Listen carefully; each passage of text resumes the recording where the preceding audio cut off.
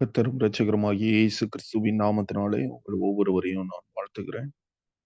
இந்த காலை வேளையிலும் கர்த்தருடைய சமூகத்துக்கு வந்திருக்கிற உங்கள் ஒவ்வொருவரையும் கர்த்தர் தாமே ஆசீர்வதிப்பாராக. வேதம் சொல்லுகிறது, காலைதோறும் அவருடைய கிருபை புதிதாய் இருக்கிறது என்று. இந்த நாளிலும் கூட அவருடைய புதிதான கிருபை நம்ம ஒவ்வொருவரையும் தாங்கும்படியாக, தம்முடைய புதிதான கிருபையினாலே நம்ம ஒவ்வொருவரையும் கர்த்தர் நிரப்பும்படியாக ஆண்டவருடைய சமூகத்துல ஜெபத்தோடு கூட அமர்ந்திருப்போம். இந்த நாளில ஒரு சிறிய அறிவிப்பை உங்களுக்கு சொல்லிவிட்டு நாம் கர்த்தருடைய வார்த்தைக்கு நேராய் கடந்து செல்லலாம். வருகிற மே 25ஆம் தேதி நமக்கு தாழையுத்து பகுதியிலே வைத்து அதை சுற்றியுள்ள கிராமங்களை இணைத்து நம்ம ஒரு நாள் வாலிபர் கூடுகையை நம்ம நடத்த திட்டமிட்டுள்ளோம். இது தாழையுத்து சிஎஸ்ஐ தூய இம்மானுவேல் ஆலயத்தில் வைத்து இந்த கூடுகையானது ஒழுங்கு செய்யப்பட்டுள்ளது. காலையில 9 மணி முதல் மாலை 4 மணி வரைக்கும் அதை சுற்றியுள்ள அநேக கிராமங்கள், கிட்டத்தட்ட ஒரு 20 கிராமங்களுக்கு மேலாக அதற்காக நம்ம பிரயாசப்பட்டு கொண்டிருக்கிறோம். ஆகவே இந்த நாள்ல ஒரு 200 வாலிபர்களாவது அந்த இடத்துல கூட வேண்டும் என்கிற ஒரு பெரிய ஒரு சிந்தையோடு கூட நம்ம இதை ஆயத்தப்படுத்தி கொண்டிருக்கிறோம். ஆகவே இந்த காரியங்களுக்காக ஜெபிக்கணும். ஆகவே இதை கேட்டுக்கொண்டிருக்கிற ஒவ்வொருவரும் இந்த காரியங்களுக்காக உங்க தனி ஜெபங்கள்ல ஜெபித்துக் கொள்ளுங்கள். அந்த பகுதியில் இருக்கிற வாலிபர்கள் ஒரு சேனையா எழும்பணும். இதுதான் இதனுடைய நோக்கம். அவர்கள் ஜெபிக்கிறவர்களாக மாறணும். தேவ திட்டத்திற்கு தங்களை அர்ப்பணிக்கிறவர்களாக, தேவனுடைய சித்தத்தை செய்வதற்கு ஆஹ் தங்கள் வாழ்க்கையை முழுவதுமாய் ஒப்புக் கொடுக்கிறவர்களாக அவர்கள் மாறணும். ஆகவே இந்த காரியங்களுக்காக, இந்த கூடுகைகளுக்காக நீங்கள் ஜெபித்துக் கொள்ளும்படியாக நான் கேட்டுக்கொள்கிறேன். இந்த நாளிலும் கூட ஆண்டவருடைய வார்த்தைக்கு நேராய் நாம் கடந்து செல்ல போகிறோம்.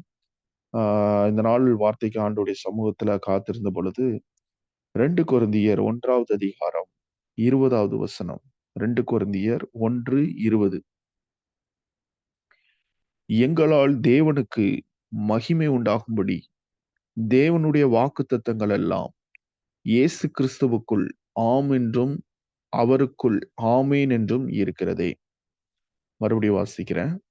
எங்களால் தேவனுக்கு மகிமை உண்டாகும்படி தேவனுடைய வாக்குத்தத்தங்கள் எல்லாம் இயேசு கிறிஸ்துவுக்குள் ஆம் என்றும் அவருக்குள் ஆமேன் என்றும் இருக்கிறதே. இந்த வார்த்தையை நம்ம நிறைய தடவை நம்ம வாசித்திருப்போம். ஆனா இன்றைக்கு இந்த வார்த்தையினூடாய் கர்த்தர் நமக்கு கற்றுக் கொடுக்கிற காரியத்தை நம்ம சிந்தித்து நம்ம ஜெபித்து கடந்து செல்ல போகிறோம். இந்த வார்த்தை சொல்லுகிறது, எங்களால் தேவனுக்கு மகிமை உண்டாகும்படி தேவனுடைய வாக்குத்தத்தங்கள் எல்லாம் இயேசு கிறிஸ்துவுக்குள் ஆம் என்றும் அவருக்குள் ஆமேன் என்றும் இருக்கிறதே. இதுல ஆம்பிளிஃபைடு பைபிள்ல இவ்வாறாக சொல்லப்பட்டிருக்கிறது, தேவனுடைய வாக்குத்தத்தங்கள் இயேசு கிறிஸ்துவுக்குள் ஆல்ரெடி ஆன்சர்டு. இதெல்லாம் பதிலுக்கு கொடுக்கப்பட்ட வாக்குத்தத்தங்கள் என்று அந்த ஆம்பிளிஃபைட் பைபிள்ல குறிப்பிடப்பட்டிருக்கிறது. It's answered.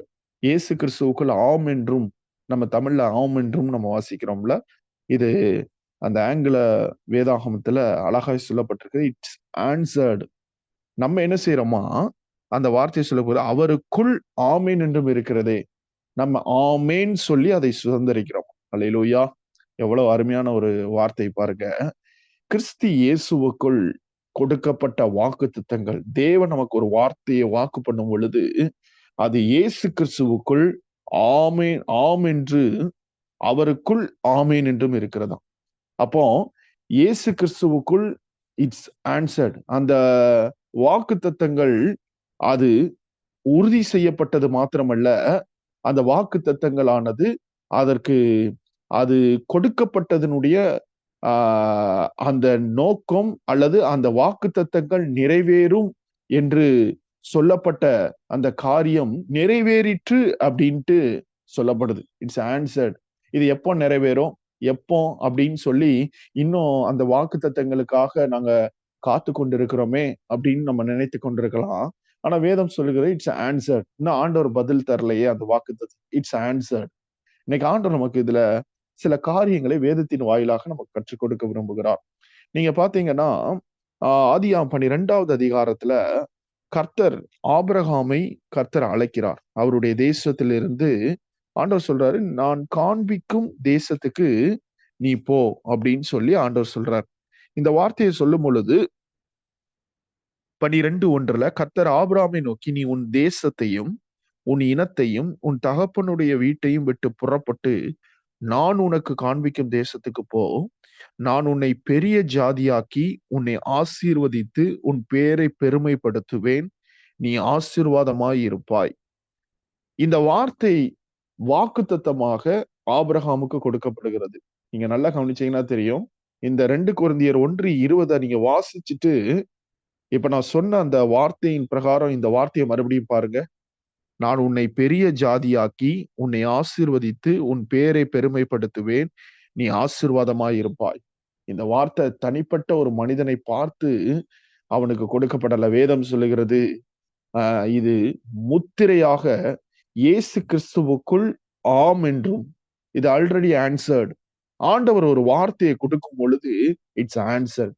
ஒருவேளை அந்த காலங்கள் நிறைவேறுவதற்கு நாம் கடந்து செல்லுகிற பாதைகள்ல சில தாமதங்கள் தெரியலாம். ஆனா வேதம் சொல்லுகிறது அது நிச்சயமாய் நிறைவேறும். அது ஆபகுக்குள்ள நம்ம வாசிக்கிறோம். குறித்த காலத்துக்கு தரிசனம் வைக்கப்பட்டிருக்கிறது, அது முடிவிலே விளங்கும், அது பொய் சொல்லாது, அதற்காய் காத்திரு, அது தாமதித்தாலும் அதற்காய் காத்திரு, அது நிச்சயம் நிறைவேறும். ஏன்னா குறித்த காலத்துக்கு தரிசனம் நிறைவேற்ற வைக்கப்பட்டிருக்கிறது அப்படிங்கும் பொழுது, இந்த குறித்த காலம் அப்படின்னு சொல்லும் பொழுது இதுல வேதம் தெளிவாய் சொல்லப்பட்டிருக்கிறது. கர்த்தர் ஒரு வாக்குத்தத்தத்தை கொடுக்கும் பொழுது அந்த வாக்குத்தத்தத்தின் நிறைவேறுதலுக்கான காலத்தை குறித்து விடுகிறார். இந்த வாக்குத்தத்தம் எப்போ நிறைவேறணும் அப்படின்னு சொல்லி ஒரு காலத்தை குறிச்சிடுறார். அப்ப அந்த வாக்குத்தத்தத்தின் நிறைவேறுதலை நோக்கி நாம் பயணித்து கொண்டிருக்கிறோம். இப்ப யாருக்கு தாமதிக்கு அப்படின்னா, அவருக்கு தாமதிக்கல, நமக்கு தான் தாமதிக்கு. என்ன ஆண்டவரே, என்ன நடக்கலையே? உங்களுக்கு புரியுற மாதிரி சொல்றேனே. இந்த ஆதியாகமம் 12வது அதிகாரம் 2வது வசனத்துல கர்த்தர் இந்த வாக்குத்தத்தத்தை கொடுக்கிறாரு. இந்த வாக்குத்தத்தத்தை பெற்றுக்கொண்ட இந்த ஆபிரகாம் இவர் பயணிக்க ஆரம்பிக்கிறார். அப்போ என்ன நடக்குது அப்படின்னா, நாட்கள் உருண்டோடி கொண்டிருக்கிறது. அப்போ என்ன பண்றாரு அப்படின்னா, 15வது அதிகாரத்துல ஆண்டவர் இடத்துல சொல்றாரு, ஆண்டவரே, பல வருடங்கள் உருண்டோடி விட்டது, நீங்க எனக்கு கொடுத்த வாக்குத்தத்தங்கள் அப்படியே இருக்கு. நான் உன்னை பெரிய ஜாதியாக்குவேன்னு சொன்னீங்க, உன்னை ஆசீர்வதிப்பேன்னு சொன்னீங்க, உன் பேரை பெருமைப்படுத்துவேன்னு சொன்னீங்க. ஆனா என்னை சுற்றி பார்க்கும் பொழுது ஒண்ணுமே இல்லையா ஆண்டவரே? சரி ஆண்டவரே, ஒன்றும் பிரச்சனை இல்ல. என் வேலைக்காரன் ஒருத்தன் இருக்கிறான், அவனை எனக்கு சுதந்திரவாளியா நீங்க கொடுப்பீங்களா அப்படின்னு கேட்கிறார். ஆதியாகமம் 15:2 நான் பிள்ளை இல்லாமல் இருக்கிறேனே, தமஸ்கு ஊரானாகிய இந்த எலியேசர் என் வீட்டு விசாரணை கர்த்தனாய் இருக்கிறானே என்றும், பின்னும் ஆபிராம், தேவரீர் எனக்கு புத்திர சந்தானம் அருளவில்லை. நல்லா நீங்க கவனிங்க, புத்திர சந்தானம் அருளவில்லை. இந்த வார்த்தைய ஆபிரகாம் ஆண்டவரை பார்த்து சொல்றார். ஆண்டவரே, நீர் கொடுத்த வாக்குத்தத்தத்தை அவர் வாசித்து பார்த்து அந்த வார்த்தையில என்ன இருக்குன்னா, அவருடைய சந்ததியை குறித்து தான் சொல்லப்பட்டிருக்கிறது. ஆனா இங்க ஆபிரகாம் அவர் சொல்ற வார்த்தை, எனக்கு இன்னும் பிள்ளை இல்லையா ஆண்டவரே? மறுபடியும் ஆண்டவர் அவரை வெளியே கூப்பிடுறாரு. 5வது வசனத்துல அவர் அவனை வெளியே அழைத்து, நீ வானத்தை அண்ணாந்து பார், நட்சத்திரங்களை என்ன உன்னாலே கூடுமானால் அவைகளை எண்ணு என்று சொல்லி, பின்பு அவனை நோக்கி, உன் சந்ததி இந்த இவ்வண்ணமாய் இருக்கும் என்றான். நல்ல கவனிங்க, இது ஏதோ இந்த 15வது அதிகாரத்துல கொடுக்கப்பட்ட வாக்குத்தத்தம் அல்ல, 12வது அதிகாரத்திலே கொடுக்கப்பட்ட வாக்குத்தத்தத்தின் அந்த ஒரு சாராம்சத்தை கிறிஸ்து இயேசுவுக்குள் அவைகள் ஆம் என்றும் ஆமேன் என்றும் இருக்கிறது என்பதை இந்த இடத்துல மறுபடியும் ஆபிரகாமுக்கு ஆண்டவர் உறுதி செய்கிறார். ஆண்டவர் சொல்றாரு, இதெல்லாம் உனக்கு நடக்க போகுதுப்பா, நட்சத்திரத்தை பாரு, இத நீ என்ன கூடுமானால் என்ன, ஆனா உன் சந்ததி இவைகளை பார்க்கிலும் பெரிதா இருக்கும் அப்படிங்கிறார். இந்த காரியம் ஓடிக்கொண்டே இருக்கிறது. அதுக்கப்புறம் இஸ்மவேல் பிறக்கிறான். இஸ்மவேல் பிறக்கும் பொழுது அவர் ரொம்ப சந்தோஷமா இருக்கிறாரு. ரைட், ஒரு குழந்தை எனக்கு பிறந்துருச்சு இஸ்மவேல் அப்படின்னு சொல்லி 16வது அதிகாரத்துல 15வது வசனத்துல, ஆகார் ஆபிரகாமுக்கு ஒரு குமாரனை பெற்றால், ஆபிரகாம் ஆகார் பெற்ற தன் குமாரனுக்கு இஸ்மவேல் என்று பெயரிட்டான். அப்போ கர்த்தர் என் வார்த்தைய, என் ஜெபத்தை, என் அங்கலாய்ப்பை கேட்டார் என்று சொல்லி அந்த இடத்துல ஆபிரகாம் வந்து ரொம்ப சந்தோஷமா இருக்கும் பொழுது கர்த்தர் சொல்றாரு, இல்லப்பா, நான் உனக்கு சொன்ன வாக்குத்தத்தத்தின் நிறைவேறுதல் இவன் கிடையாது. வாக்குத்தத்தத்தின் சந்ததி இவன் கிடையாது அப்படின்னு சொல்லி கர்த்தர் மறுபடியும் தன்னுடைய வார்த்தையை அவருக்கு அறிவிக்கிறாரு. இப்ப என்ன ஆகுது அப்படின்னா, அவர் காத்திருந்து காத்திருந்து எந்த இடத்துல போய் நிக்கிறார் அப்படின்னா, 18வது அதிகாரத்துல 11வது வசனம் சொல்லப்படுகிறது. ஆபிரகாமும் சாராளும் வயது சென்று முதிர்ந்தவர்களாய் இருந்தார்கள். ஸ்திரீகளுக்குள்ள வழிபாடு சாராளுக்கு நின்று போயிற்று. நல்லா கவனிங்க. இது ரோமர் 4வது அதிகாரத்திலே இதை குறித்து சொல்லப்பட்டிருக்கிறது. என்ன அப்படின்னா, சாராளுடைய கற்பம் செத்து போயிற்று. ஆனா கர்த்தருடைய வாக்குத்தத்தங்கள் அந்த இடத்துல ரிமைனிங் அப்படியே நின்னுட்டே இருக்கு. இந்த இடத்துல சொல்லப்பட்டிருக்கு, சாராளுடைய கற்பம் செத்து போயிற்று, ஆபிரகாமுடைய சரீரம் செத்து போயிற்று. இப்ப என்ன அப்படின்னா 2 கொரிந்தியர் 1:20 சொல்லப்பட்டபடி தேவனுடைய வாக்குத்தத்தங்கள் கிறிஸ்து இயேசுவுக்குள் ஆம் என்றும் இட்ஸ் ஆல்ரெடி ஆன்சர்ட். ஆனா சூழ்நிலை பார்த்தனா செத்து போய் கிடக்குது. ஆண்டவர் சொல்லிட்டாரு, இது காலத்திற்கு குறிக்கப்பட்ட இந்த வாக்குத்தத்தம் இஸ் ஆல்ரெடி ஆன்சர்ட்.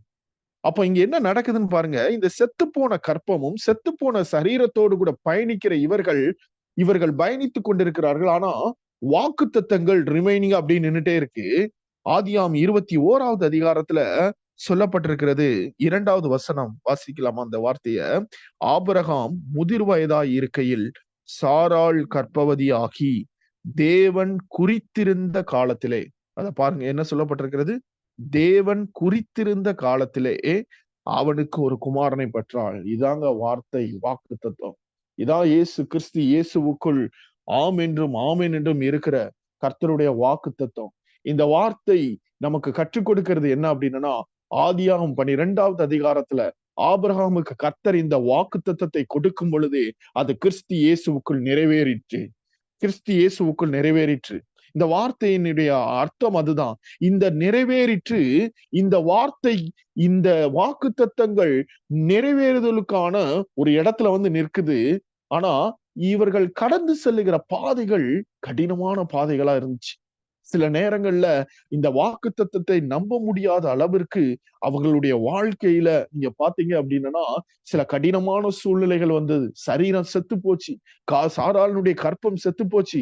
இவைகள் எல்லாவற்றின் மற்றிலும் அவர்கள் பயணித்துக் கொண்டே இருக்கிறார்கள்.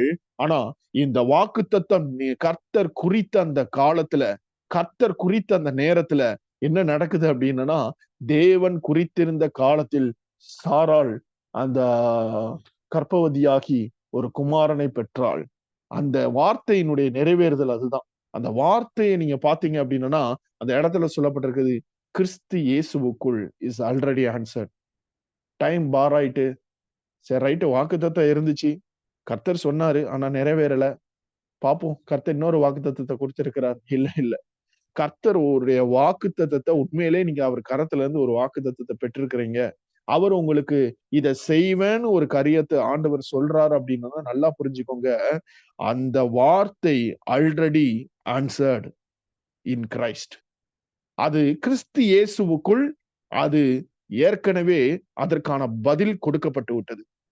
அது ஆம் என்றும் அது நடக்கணும்னு சொல்லி அது முத்திரிக்கப்பட்டிருக்கிறது. ஏன்னா இது தேவனுடைய வார்த்தை, இது தேவனுடைய வாக்கு தத்துவம். அதான் இந்த வார்த்தை சொல்லுகிறது, தேவன் குறித்திருந்த காலத்துல அது வரைக்கும் 24 வருஷம் அந்த கற்பம் அப்படியே இருக்கு. அந்த கற்பம் அந்த 24வது வருஷத்துக்குள்ளாக எல்லாம் வரும்பொழுது அந்த கற்பம் செத்து போச்சு. ஆனா தேவன் குறித்த காலம் வரும்பொழுது இந்த செத்து போன கற்பம் அப்படியே உயிரடைய ஆரம்பிக்கிறது. இந்த செத்து போன கற்பத்துல ஒரு கரு உருவாக ஆரம்பிக்கிறது. இந்த செத்து போன கற்பத்துல இருந்து அந்த குழந்தை வெளியே வர ஆரம்பிக்கிறது. தேவன் தாம் குறித்திருந்தபடியே சாராள் மீது, ஆபிரகாம் மீதும் கர்த்தர் கடாட்சமானார். இன்றைக்கு ஆண்டவர் நமக்கு சொல்லுகிற வார்த்தை அதுதான். எதிர்காலத்தை குறித்து, உங்களுக்கு முன்பதாக இருக்கிற சில மலைகளை குறித்து சோர்ந்து போகாதீங்க. கர்த்தர் சொல்லுகிற வார்த்தை இதுதான். அவர் உங்களுக்கு சொன்ன பிரகாரமாகவே நடக்கும். ஆமென். அவர் உங்களுக்கு சொன்ன பிரகாரமாகவே நடக்கும். அவர் உங்களுக்கு கொடுத்த வாக்குத்தத்தம் ஒன்றும் பொய்த்து போகாது. அவர் பொய் சொல்ல மனிதர் அல்லவே. இன்னைக்கு ஆண்டவர் அதைத்தான் நமக்கு கற்றுக் கொடுக்கிறார். இந்த தாவீதை குறித்து நீங்கள் பார்க்கும் பொழுது, தாவீது ஒன்று சாமுவேல் 16வது அதிகாரத்துல நீங்க பார்க்கும் பொழுது அந்த இடத்துல சொல்லப்பட்டிருக்கிறது. ஆஹ் இவரு சாமுவேல் உள்ள வராரு. அவர் வந்து என்ன பண்றாரு அப்படின்னா, அந்த இடத்துல ஈசாயினுடைய வீட்டுக்கு வராரு. அங்க வந்து அவருடைய பிள்ளைகளை அவரு பார்க்கணும் அப்படின்னு சொல்றாரு. அந்த இடத்துல ஈசாய் வந்து என்ன பண்றாரு அப்படின்னா, அவருடைய பிள்ளைகள் எல்லாரையும் காண்பிக்கிறாரு. இவரும் பார்க்கிறாரு. கர்த்தர் சவுலுக்கு மாற்றாக ஒரு ராஜாவை தேர்ந்தெடுக்க போகிறார் என்பது சாமுவேலுக்கு தெரியும். ஆனா இதை யாருக்குமே அங்க சொல்லல. எல்லாரையும் பார்க்கிறாரு ஈசாயினுடைய பிள்ளைகளை. யாருமே வந்து கர்த்தர் தெரிந்து கொள்ளவில்லை. அப்ப அமர்ந்திருக்கும் பொழுது ஈசாயிட்ட கேட்கிறாரு, உங்களுக்கு பிள்ளைகள் இவ்வளவுதானா அப்படின்னு கேட்கும் பொழுது அவர் சொல்றாரு, இல்ல தாவீதுன்னு ஒரு பையன் இருக்கிறான், அவனை வர சொல்லுங்கன்னா அவன் வர்றான். வந்த உடனே வேதத்துல சொல்லப்பட்டிருக்கிறது 12வது 1 சாமுவேல் 16:12 அவனை அனுப்பி விடுறாங்க கூட்டிட்டு வர்றதுக்கு. அப்போ அவன் வரும்பொழுது கர்த்தர் அந்த பின்பகுதி சொல்லப்படுகிறது, அப்பொழுது கர்த்தர் இவன்தான், நீ எழுந்து இவனை அபிஷேகம் பண்ணி என்றார். அப்ப என்ன நடக்குது? அப்பொழுது சாமுவேல் தைல கொம்பை எடுத்து அவனை அவன் சகோதரர் நடுவில் அபிஷேகம் பண்ணினான். அந்நாள் முதற்கொண்டு கர்த்தருடைய ஆவியானவர் தாவீதின் மேல் வந்து இறங்கி இருந்தார். சாமுவேல் எழுந்து ராமாவுக்கு போய்விட்டான். நல்ல கவனிங்க. இங்க என்ன நடக்குது? சாமுவேல் என்ன பண்றாரு? எதற்கு அபிஷேகம் பண்ணார்? அடுத்த ராஜா, அடுத்த இஸ்ரவேலின் ராஜாவாக தேவன் தெரிந்து கொண்டார். யார? தாவீதை தெரிந்து கொண்டார் என்று அவரை ஆசீர்வதித்து அவர் அபிஷேகம் பண்ணிட்டு போயிடுறார். இதுக்கப்புறம் என்ன நடக்குது அப்படின்னா, இதற்கு அப்புறம் அவர் போகிற பாதைகள் அது சில கடினமான பாதைகளுக்குள்ளாக இந்த தாவீது நுழைய ஆரம்பிக்கிறார். கோலியாத்தை மேற்கொள்றாரு. எல்லாரும் அவரை தூக்கிட்டு வரும் பொழுது பாடுறாங்க எல்லாருமே. இது சவுலுக்கு விசனமா இருக்குது. இதை பார்த்து கொண்டிருந்த சவுல் என்ன பண்றான்? தாவீதை கொலை செய்வதற்கு முயற்சிக்கிறான். 3 முறை ஈட்டி எய்கிறாரு. 3 முறை கர்த்தர் அவரை காப்பாற்றுகிறார். சவுலுக்கு பயந்து தாவீது பெலிஸ்தர் தேசத்துல போய் ஒளிந்து கொள்ளுகிறார். அப்புறம் காடுகளிலும் மலைகளிலும் யூதியா வனாந்திரங்களிலும் ஒளிந்து கொள்ளுகிறார். நீங்க நல்லா கவனிச்சீங்கன்னா தெரியும், கர்த்தருடைய வாக்குத்தத்தம் அப்படியே இருக்கு. கர்த்தருடைய வாக்குத்தத்தம் அப்படியே இருக்கு.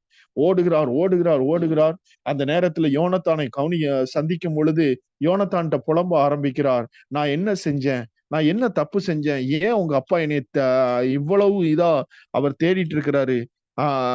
அவருக்கு விரோதமாய் நான் செஞ்ச காரியம் என்ன அப்படின்னு சொல்லிட்டு 1 சாமுவேல் 20வது அதிகாரத்துல 3வது வசனத்துல அதனுடைய பின்பகுதியில சொல்றாரு, மரணத்திற்கும் எனக்கும் 1 அடி தூரம் தான் இருக்குது. நல்லா கவனிங்க. இந்த தாவீதின் மேலே ஒரு வாக்கு தத்தம் அப்படியே வெயிட் பண்ணிட்டு இருக்குது. இந்த வாக்கு தத்தம் கொடுக்கப்படும் பொழுதே இது நிறைவேறும் என்று இதற்கான ஒரு காலத்துல டிக் பண்ணப்படுது. It's answered, it's answered. ஆனா இதுல என்ன சொல்லப்பட்டிருக்கிறது? இந்த வாக்கு தத்தத்தை பெற்ற தாவீது பயணிக்கிற பாதையில அவன் புலம்ப ஆரம்பிக்கிறான். என்ன? ஐயோ, மரணத்திற்கு எனக்கு 1 அடி தூரம் தான். நம்ம உயிர் வாழ்வோன்ற நம்பிக்கை அவனுக்கு இல்லை. ஏன்னா சவுல் தேடாத ராஜ்யம் இல்ல தாவீத. அவனை கண்ட இடத்துல அவனை கொன்றணும், இதுதான் அவனுடைய எண்ணம். பதுங்கி கொள்ளுகிறான். எதிரிகளின் தேசத்துல போய் அவன் அந்த இடத்துல அடைக்கலத்துக்கு ஓடுறான்.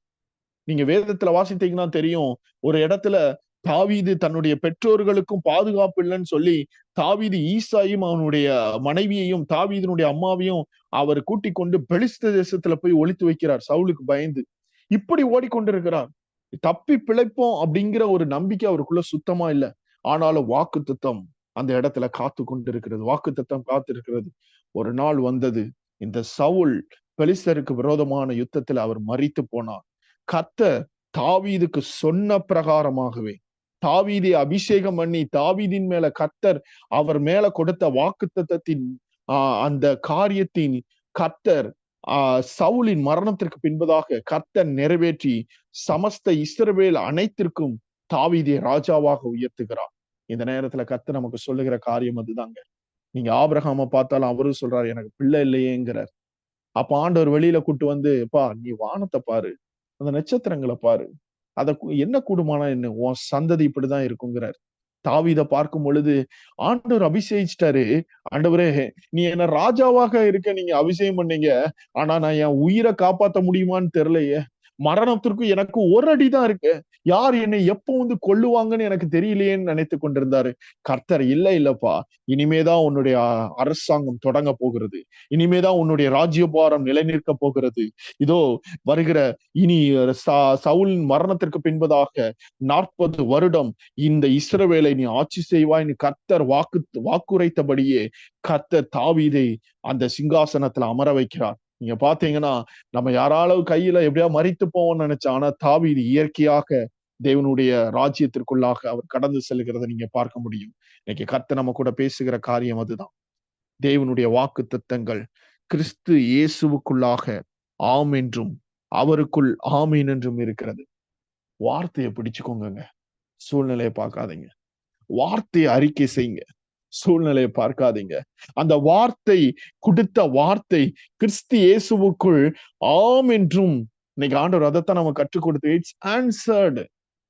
சில நேரத்துல இது நிறைவேறுமா அப்படிங்கிற ஒரு சந்தேகம் வரும் பொழுதுதான், அல்லது ஒரு கேள்வி வரும் பொழுதுதான், அல்லது இது எப்போ ஆண்டவரே நடக்கும்ன்ற ஒரு கேள்வியை நாம தொடுக்கும் பொழுதுதான் அந்த இடத்துல நம்ம புலம்ப ஆரம்பிப்போம். ஆனா வேதம் சொல்லுகிறது, அவர் உங்களுக்கு இந்த வாக்குத்தத்தத்தை கொடுக்கும் பொழுது ஏதோ தனியாக கொடுக்கல. வேதம் சொல்லுகிறது, ஒரு இடத்துல நீங்க பாத்தீங்கன்னா, ஒரு இடம் வாங்க போறோம். அந்த இடத்தை வாங்கும் பொழுது சும்மா ஒருத்தர், சரி அந்த இடத்த நீங்க எடுத்துக்கோங்கன்னு சொன்னா, அதுல எந்த ஒரு அத்தாட்சியும் இல்ல. இந்த இடம் நான் ஒரு உங்கள்ட்ட ஒருத்தர் வந்து ஒரு இடத்த ஒருத்தர்ட்ட இருந்து நீங்க வாங்கும் பொழுது, அந்த நபர்கிட்ட இருந்து நீங்க இடத்த வாங்குனேங்கிற அத்தாட்சிக்கு என்ன செய்யணும்? ஒரு பத்திரம் போடணும். பத்திரமே போடல, நீங்க இடத்த வாங்கிக்கோங்க, அவர் உங்கள்ட்ட இருந்து அமௌண்ட்ட வாங்கிட்டு போயிட்டாருன்னா, நீங்க எப்படி சொல்ல முடியும்? இது என்னோட இடம்னு மத்தவங்கள்ட்ட நம்ம எப்படி சொல்ல முடியும்? எந்த ஒரு அத்தாட்சியும் இல்ல. நீங்க நல்லா கவனிச்சீங்கன்னா தெரியும். இந்த வார்த்தையின்படி நீங்க பார்க்கும் பொழுது, தேவன் கொடுக்கிற வாக்குத்தத்தம் நமக்கு ஒரு அத்தாட்சி, ஒரு அஷ்யூரன்ஸ் கொடுக்கிறாரு. என்ன அஷ்யூரன்ஸ் தெரியுமா? கிறிஸ்து இயேசுவுக்குள் ஆம் என்றும். இன்னைக்கு அவர்தான் நமக்கு ஆஹ் ஒரு ஃபவுண்டேஷன். அவர்தான் நமக்கு ஒரு அஷ்யூரன்ஸ். கிறிஸ்து இயேசுவுக்குள் இட்ஸ் ஆல்ரெடி ஆன்சர்ட். நீங்க அவருக்குள் உங்க வாக்குத்தத்தத்தை நீங்க பிடித்து கொள்ளும் பொழுது, ஆண்டவர் சொல்றாரு, இது நிச்சயம் நிறைவேறும். நீ ஆம் என்றும், நான் ஆல்ரெடி ஆன்சர் கொடுத்துட்டேன். அதுக்கு நீ சொல்ல வேண்டியது, நீ செய்ய வேண்டியது ஆமேன், ஆமேன். இந்த வார்த்தையை நீ உன் வாக்குத்தத்தத்தை பார்த்து பார்த்து பார்த்து நீ அறிக்கையிடும் பொழுது, வேதம் சொல்லுகிறது, அது நிறைவேறுதலை உன் கண்கள் காணும். அல்லேலூயா. இருக்கிற இடங்களை கண்களை மூடி ஆண்டவரை நோக்கி நம்ம பார்க்க போகிறோம். அன்பின் தெய்வமே, இந்த நாள்ல நீர் எங்களோடு கூட பேசி நம்முடைய வார்த்தைக்காய் நன்றி செலுத்துகிறோம். ஆண்டவரே, இந்த வார்த்தை ஆண்டவரே நாங்கள் பிடித்துக் கொள்ளுகிறோம். சில நேரங்கள்ல எங்களுக்கு கொடுக்கப்பட்ட வாக்குத்தத்தங்களின் நிறைவேறுதல் ஆண்டவரே, எங்கள் கண்கள் தேடி ஆண்டவரே அந்த வாக்குத்தத்தத்தின் நிறைவேறுதலை ஆண்டவரே அதற்காய் செபித்து ஒருவேளை நாங்க சோர்ந்து போய் இந்த வார்த்தையை கேட்டுக்கொண்டிருக்கலாம். அப்பா, இந்த நாளிலே ஆண்டவரே உம்முடைய வார்த்தை எங்களை தேற்றினதற்காய் நன்றி. ஆண்டவரே உம்முடைய வார்த்தை எங்களுக்கு கொடுத்த ஆண்டவரே ஒரு அஷ்யூரன்ஸ்க்காய் நன்றி. உம்முடைய வார்த்தை எங்களுக்கு கொடுத்த ஒரு நம்பிக்கைக்காய் நன்றி. ஆண்டவரே, இந்த வாக்குத்தத்தங்கள் ஆல்ரெடி ஆன்சர் பண்ணப்பட்டுருச்சு. இந்த வாக்குத்தத்தங்கள் ஆல்ரெடி கிறிஸ்து இயேசுவுக்குள் உறுதி செய்யப்பட்டு விட்டது. It's answered. ஆண்டவரே, அந்த வாக்குத்தத்தத்தை நாங்கள் கிறிஸ்து இயேசுவுக்குள்ளாக ஆமேன் என்று சொல்லி அதை சுதந்தரிக்கிறோம், அதை பெற்றுக்கொள்ளுகிறோம், அதை ரிசீவ் பண்ணுகிறோம்ப்பா. ஆண்டவரே, இந்த நாள்ல நீர் எங்களுக்கு கொடுத்த ஆண்டவரே இந்த வார்த்தைகளுக்காய் ஆண்டவரே நாங்கள் மறுபடியும் நன்றி செலுத்துகிறோம். ஆண்டவரே, இந்த வார்த்தைகள் கிறிஸ்து இயேசுவுக்குள்ளாக ஆண்டவரே இதை கேட்கிற ஒவ்வொருவருடைய வாழ்க்கையிலும் அவர்களுக்கு கொடுக்கப்பட்ட வாக்குத்தத்தங்கள் நிறைவேற போகிறதற்காய் நன்றி செலுத்துகிறோம் அப்பா.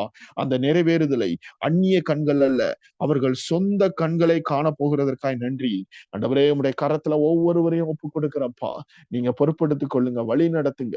உங்க கரம் இந்த நாளிலும் அவர்களை நடத்தட்டும். அவர்கள் போகிற பாதைகள்ல கூட இருக்கட்டும்.